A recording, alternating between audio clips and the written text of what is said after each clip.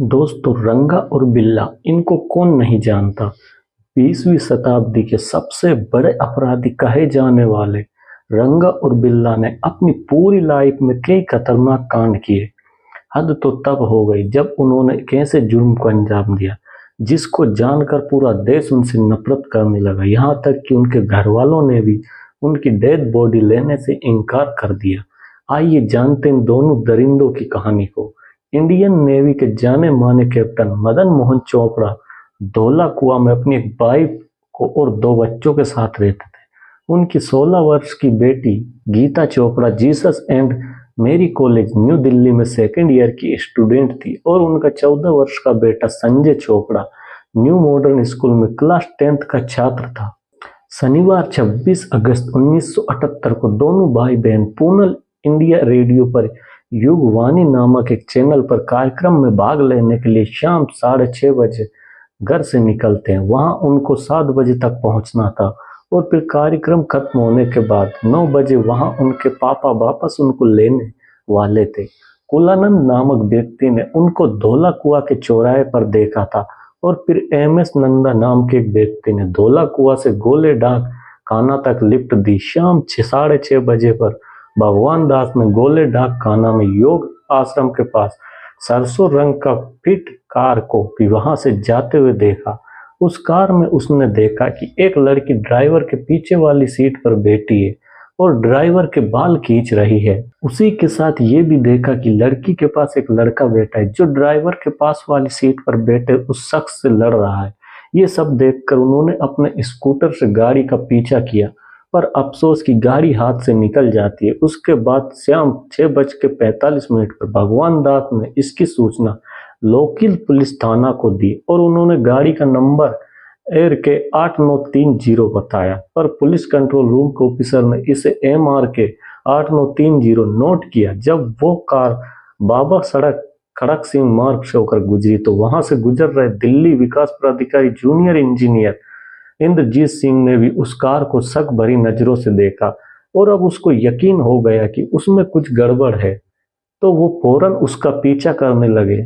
यहाँ भी बदकिस्मत से कार ने अपनी स्पीड बढ़ा ली और कार इंद्रजीत की नजरों से छूट गई। भगवान दास की तरह इन्होंने भी वहां के नजदीकी पुलिस स्टेशन राजेंद्र नगर को कार का सही नंबर नोट करके इंफॉर्मेशन, इसलिए वे मेरठ हाईकोर्ट से अनुमति लिए बिना आगे नहीं बढ़ सकते थे। इधर रात 8 बजे मदन मोहन सिंह ने जैसे ही अपने बच्चों का ऑडिशन सुनने के लिए रेडियो चालू किया तो पता चला कि उनकी जगह किसी और ने ले ली है। फिर उन्होंने सोचा कि शायद प्रोग्राम कैंसिल हो गया होगा। फिर वो अपने दोनों बच्चों को वहां लेने गए। वहां से जो जवाब मिला उससे उनके पैरों तले जमीन ही खिसक गई। वहां के एक स्टाफ ने उनको कहा कि उनके बच्चे अभी तक वहां पर नहीं आए हैं। कैप्टन मोहन के मन में कई ख्याल आने लगे कि कहीं दोनों भाई बहन किडनैप तो नहीं हो गए। दरअसल बात यह है कि जिस कार को भगवान दास और इंद्रजीत सिंह ने देखा था उसमें और कोई नहीं बल्कि गीता चोपड़ा संजय चोपड़ा ही थे। उन दोनों का किडनैप हो गया था। किडनैपर कोई और नहीं उस समय के खतरनाक मुजरिम रंगा और बिल्ला ही थे। इन सबसे बेखबर मदन मोहन सिंह ने अपने दोनों बच्चों को ढूंढना बरकरार रखा। दोनों किडनैपर रात 10:15 पर DAI 280 नंबर की कार में लिंडन हॉस्पिटल गए क्योंकि बिल्ला के सर पर बहुत गहरी चोट आई थी। उन दोनों ने हॉस्पिटल में अपना एड्रेस और नाम दोनों गलत बताया था कि डॉक्टर द्वारा पूछे जाने पर उन्होंने बताया कि उनको कुछ चोरों ने मिलकर लूटा और मारपीट की है और वे उनकी घड़ी चेन खींचकर भाग गए। हॉस्पिटल में ड्यूटी पर तैनात कांस्टेबल रणवीर सिंह ने उनकी रिपोर्ट पुलिस थाने में भेजी और लूट का केस मानकर पुलिस थाने से 2 और कांस्टेबल आए और रंगा और बिल्ला को वहां से ले गए जहां उनको लूटा गया था। रंगा और बिल्ला उनको गलत स्थान पर ले गए। वहां से कोई लूट वाला सीन नजर नहीं आया, तो उन दोनों को दूसरे दिन सुबह वापस बुलाने का फैसला किया। उसके बाद डॉक्टर के मर्जी के खिलाफ जाकर वो दोनों तुरंत वहां से निकल गए। दूसरे दिन जब पुलिस रंगा और बिल्ला द्वारा बताए गए एड्रेस पर पहुंची तो पता चला कि एड्रेस पर तो कोई और ही रहता है। इसी के साथ पुलिस ने उस कार के नंबर का पता लगाया तो पता चला कि वो नंबर किसी और स्कूटर का था। तब पुलिस को शक हुआ कि मामला नॉर्मल नहीं है। इधर कैप्टन मोहन सिंह ने भी अपने बच्चों की गुमशुदा रिपोर्ट पुलिस थाने में दर्ज करा दी। उन्होंने अपनी ओर से ही दोनों मासूमों को ढूंढना बरकरार रखा अभी तक पुलिस की ओर से भगवान दास और इंद्रजीत की रिपोर्ट पर कोई एक्शन नहीं लिया गया था। 28 अगस्त 1978 को शाम 6 बजे दिल्ली रिज पर एक धनीराम नाम का चारावा अपनी गाय चरा रहा था। उसने वहां दो किसी बच्चों के शव देखे और फौरन पुलिस को सूचना दी। पुलिस ने दोनों डेड बॉडीज को अपने कब्जे में लिया। ये बात मदन मोहन सिंह को बताई गई और वे भी अपनी पत्नी को लेकर वहां आ गए। इसके बाद कुछ ऐसा होता है कि जिसे जानकर आपके पैरों तले जमीन ही खिसक जाएगी। देखा कि वो दोनों कोई और नहीं बल्कि संजय चोपड़ा और उसकी बहन गीता चोपड़ा ही थे। आखिर उनके साथ ऐसा क्या हुआ होगा? उस मनहूस रात को 29 अगस्त को दोनों बॉडीज का पोस्टमार्टम कराया जाता है। फिर पता चला कि उनका शरीर सड़न की अंतिम अवस्था में है और लड़की के शरीर पर कई चाकू से घाव के निशान है और जबड़ा भी टूटा हुआ है। इसी के साथ हल्का हल्का ये भी पता चलता है कि वे यौन उत्पीड़न की शिकार भी हुई है। लड़के की डेड बॉडी से भी यही रिपोर्ट सामने आई कि उसको भी किसी धारदार हथियार से मारा गया है। अब ये सब पता चलने के बाद मदन मोहन सिंह ने फौरन उनके बच्चों के हत्यारों को ढूंढने के लिए पुलिस पर प्रेशर डाला।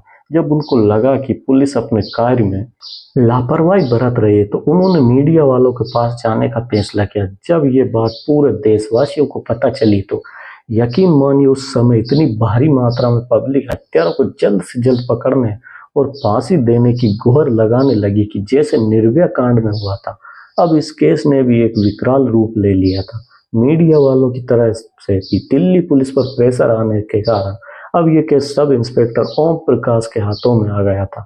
उन्होंने इस केस की गहराई से स्टडी किया तो पता चला कि हो ना हो भगवान दास ने जो रिपोर्ट दर्ज कराई थी और इंद्रजीत ने जो रिपोर्ट दर्ज कराई थी उन दोनों का कोई ना कोई संबंध जरूर है। उन दोनों की रिपोर्ट में सेम कार का जिक्र किया गया है और उन दोनों कारों का नंबर भी एक ही है। बस केवल HR के 8930 की जगह MR के 8930 था। जब इस केस का पता भगवान दास को चला तो उन्होंने भी उन दोनों दरिंदों का स्केच बनाने में मदद की।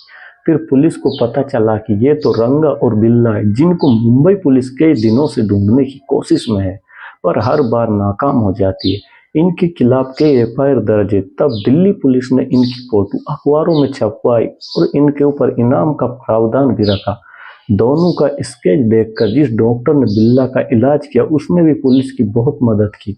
काफी कोशिशों के बाद वे कार मजलिस पार्क में पाई गई और जब कार के मालिक का पता लगाया गया तो पता चला कि ये कार किसी अशोक शर्मा नाम के एक शख्स की है जो 6 सप्ताह पहले चोरी हो गई थी, जिसकी रिपोर्ट भी दर्ज कराई गई थी और उस कार के नंबर कई बार बदले गए।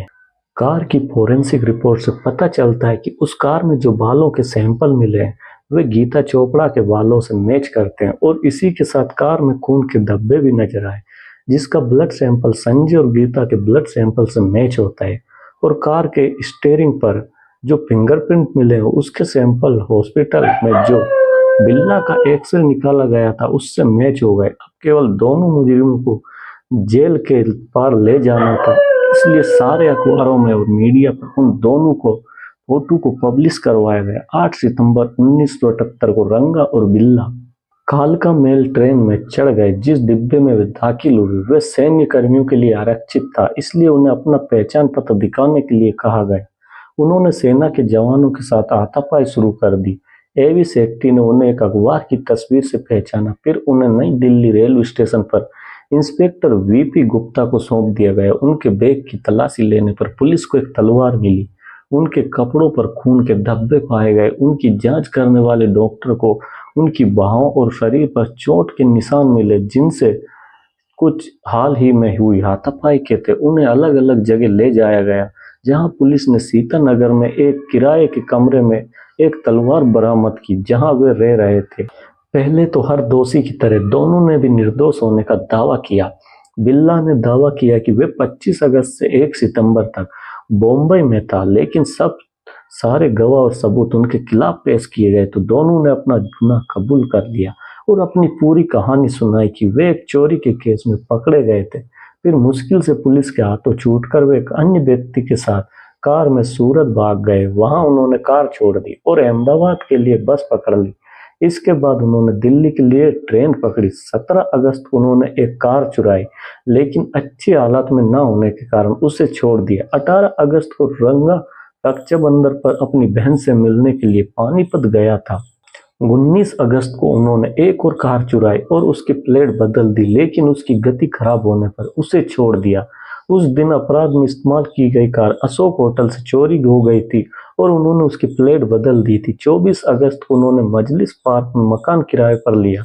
उन्होंने तय किया कि वे अगले दिन एक जोड़े का अपहरण करेंगे, फिर उन्हें अपने घर ले जाने के लिए मजबूर करेंगे ताकि वे उसे लूट सके, लेकिन कार में घूमते समय उन्हें कोई शिकार नहीं मिला।